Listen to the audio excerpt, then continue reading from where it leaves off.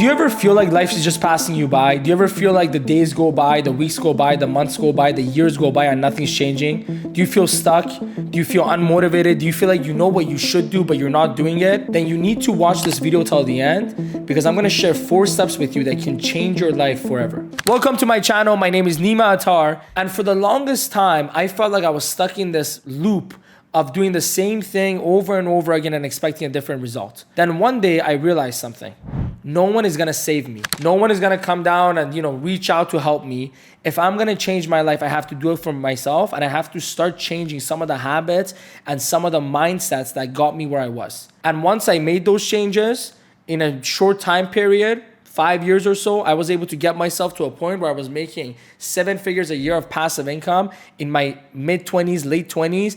And I've been able to inspire so many people along the way and mentor thousands of people so they can do the same thing. And in today's video, I'm hoping this information will make an impact on your life so you can make the same changes I did and many others who've been on this journey with me have made too. Let's get right into it. Here's the first tip. Stop procrastinating. I know it's obvious. I know many of you have heard it before, but hear me out. I remember when I was 18, I was in this funk in my life where I didn't know what I wanted to do with my future, where I didn't know what direction I wanted to go to. I had just failed at becoming a professional soccer player, and I was wasting all my days playing video games, doing nothing, staying up till late, watching different TV shows. And then one day, something changed. I began to realize that if I don't do something with my life, nothing's gonna get better. In life, we will always do the thing we value the most. See, at that time when I was 18, I didn't have any more goals. I didn't have any more dreams. I didn't have a drive because before that, my biggest goal and my biggest dream was to become a professional soccer player. So I didn't have any reason not to procrastinate. I didn't have any reason to get out of my comfort zone. I didn't have any reason to face my fears. And I valued staying in my comfort zone, procrastinating, way more than I valued getting out of my comfort zone, doing the things that I was afraid of and doing them now. Then one day, as I mentioned, something changed. I said, you know what? If I don't do something, I'm gonna waste my life forever. And just because I didn't become a professional soccer player doesn't mean I can't do other things.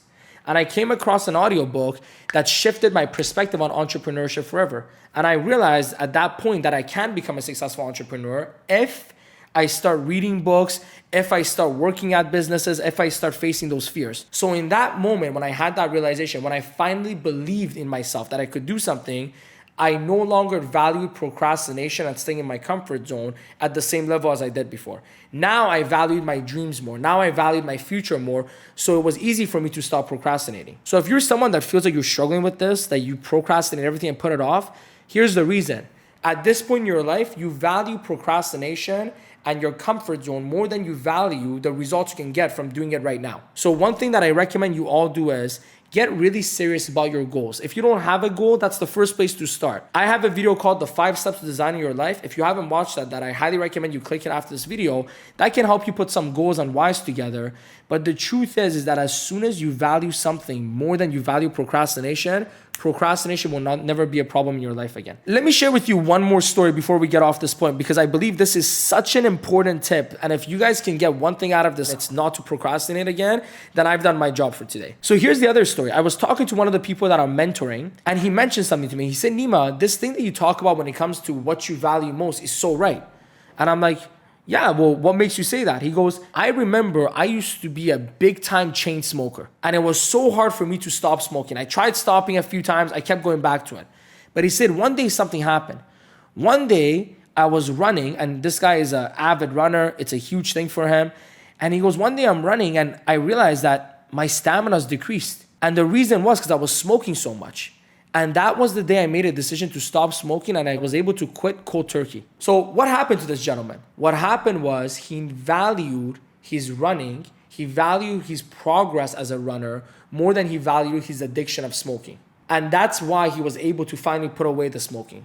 So again, if you value your goals, if you value your dreams, if you believe that you can actually make it happen, then procrastination will never be a problem again for you. So that's the first step. Please make sure you review your goals properly, review your whys properly, and make this a huge part of your life that you're going to go for what you want and you're going to believe that it's going to happen, because if you do, procrastination will never be an issue for you again. Here's the next tip. Use technology, don't be used by it. Let me share something with you before I go deeper into this.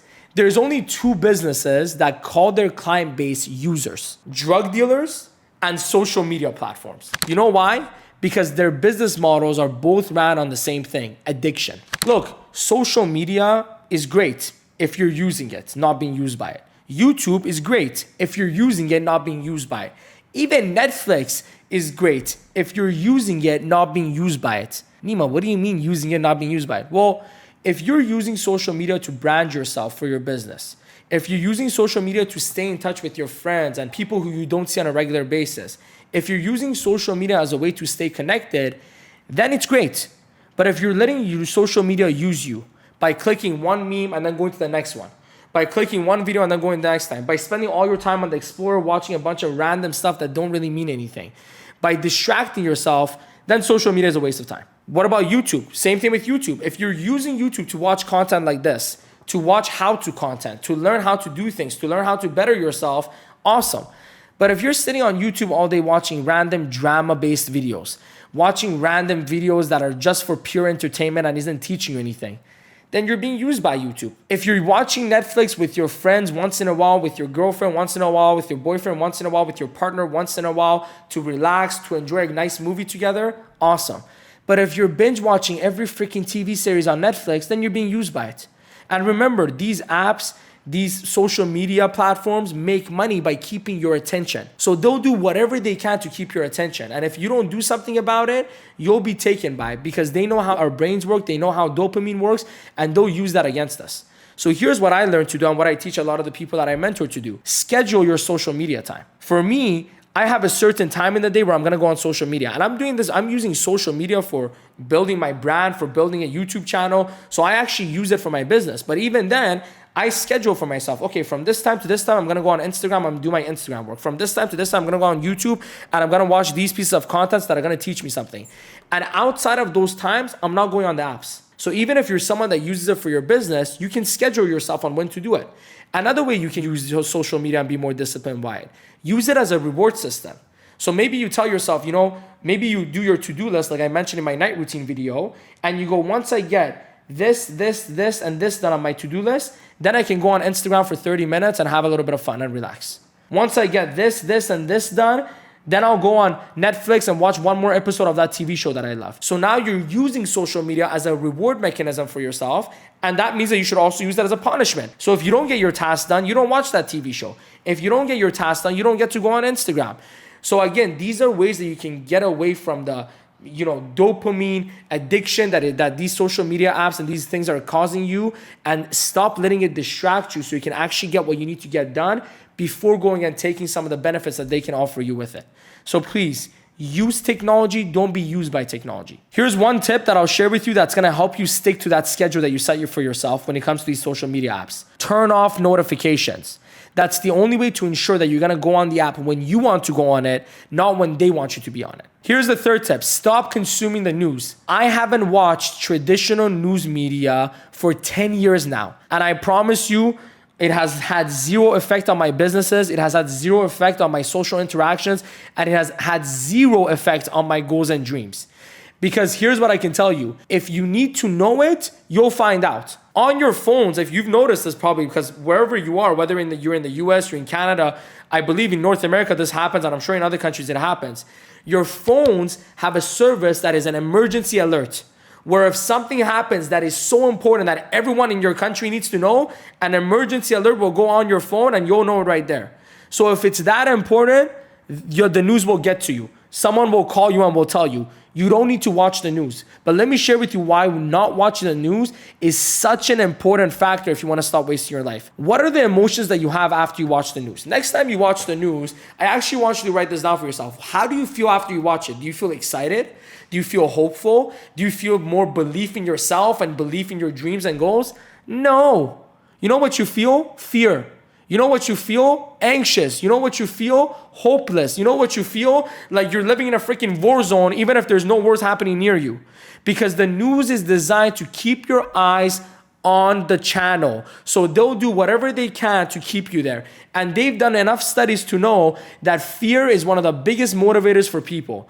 And when you think to yourself, I need to watch the news so I can stay safe, you're going to watch the news. But here's the thing. It's all in your mind. The news doesn't keep you safe. It makes you feel and think like you're unsafe. Avoid negativity if you want to be positive. That's basically the point here. And if you're positive, if you're excited, if you're hopeful, it's very easy to get after your dreams and make it happen. But if you're hopeless, if you feel like, well, what's the point? The world's going to end in 50 years. What's the point? There's going to be a nuclear war soon. Then why the heck would you have the motivation to stop procrastinating? Why the heck would you have the motivation to go after your dreams? So avoid the news so you can avoid all these negative feelings so you can actually go after what you want instead of sitting in front of the TV worrying about what might never happen, which probably never will happen. Here is the fourth point. And in my opinion, this is probably the most important one, because if you can get this one, the other three that I just mentioned become much easier. Learn to say no. Here is why if you get this one, the other three become easier. Because in order for you to stop procrastinating, you have to say no to your justifications. You have to say no to your excuses and just get to do the thing that you're putting off doing. If you want to stop letting technology use you and you want to start using it, you got to learn to say no to Instagram. You got to learn to say no to YouTube. You got to learn to say no to Netflix and only say yes to it when it makes sense and when you're ready to actually go on it and use it instead of being used by it. If you want to stop consuming the news, you got to learn to say no to the news. Whether it's the CNN or Fox on TV or some random guy on TikTok trying to tell you some conspiracy theory, you got to say no to that and get off of it before that information gets to you. But here's also another area where learning to say no will change your life. You got to learn to say no to the opportunities that are not aligned with your goal. And you got to learn to say no to people that are not aligned with their goals, or what they want from you is not aligned with your goals. Look, I understand that a lot of people develop a thing we call people pleasing, where they feel like they have to say yes to everyone. They got to make everyone happy. And you know what those people all have in common? They end up making everyone happy except themselves. If you achieve your dreams, if you put yourself where you want to be financially, if you achieve your goals, wouldn't those people that you want to make happy, the people that care about you, the people you care about, the people that love you, that you love, wouldn't they be much happier in that case? You know, one of the things that I talk about to a lot of people that I mentor is I say, look, not everyone is going to be able to get to a great financial life, but you are. You, as in everyone that's watching this video, how many people do you think are watching a video like this to better themselves? The top 1%. Well, the top 1% is the ones that get into the financial place that they can actually retire their parents. The top 1% are the ones that actually get to a financial place where they can take their loved ones, their friends to great places and pay for it and entertain them with it. So if you're watching this video, that means you have the chance to be in the top 1%. That means you have something about you, whether it's your ambition, whether it's your mindset, whether it's your willingness to learn, that is different from probably most people around you. So shouldn't you be focused on your goals and dreams more than everyone else? Instead of helping your friend move, which probably a bunch of other people can help them do that, shouldn't you instead focus on building that business so you can be in a position where you can pay for movers so a professional can help that person move? So here's my thing. I'm not saying stop doing things for people. I'm not saying stop helping people. I'm saying help people at the level that you can help them at. Everyone can help someone move. Everyone can run an errand for someone.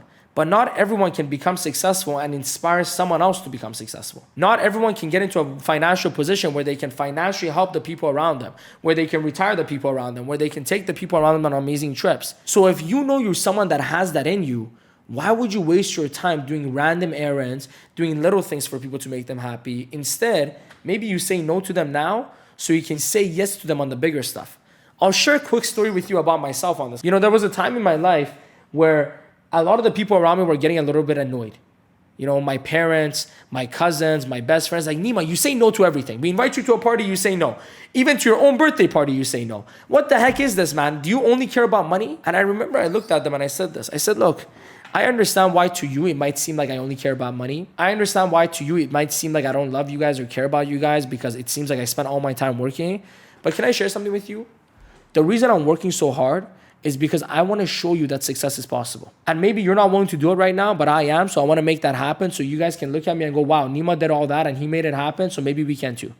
I said, you know why I'm working so hard? Because I want to be in a financial position that if you need money, I can lend it to you. So I understand that me saying no to you right now frustrates you. But the reason I'm saying no to you is because I know what I'm capable of. And I know once I achieve these goals and dreams, all of us are going to win together. So I appreciate your patience. I appreciate you respecting my decisions.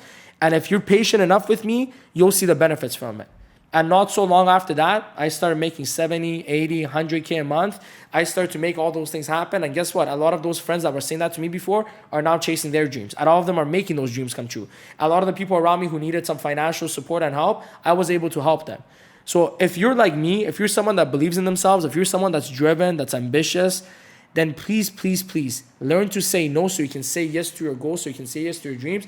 And I promise you, when you do, everyone around you will say, man, thank you so much for making those sacrifices, because without that, we wouldn't be able to benefit from the things that we benefited from. Before we finish off today, I want to make one recommendation. Watch my video, 5 Steps to Designing Your Life, because if you have goals, it's a lot easier to stop yourself from procrastinating. If you have goals, it's a lot easier to actually use social media instead of letting social media use us. If you have goals, it's a lot easier to avoid the news and not consume it when it doesn't benefit you. When you have goals, it's a lot easier to say no to all the things that are not aligned with those goals.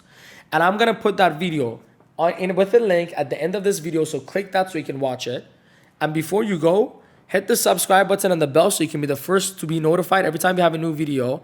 And share this with anyone else in your life that you think can benefit from this information. Maybe it's someone who's stuck like you were. Maybe it's someone who's not stuck, but they want to just learn this information so they can avoid getting stuck in the future. Hope you enjoyed today's video. Have a good one until the next one. Thank you. Bye-bye.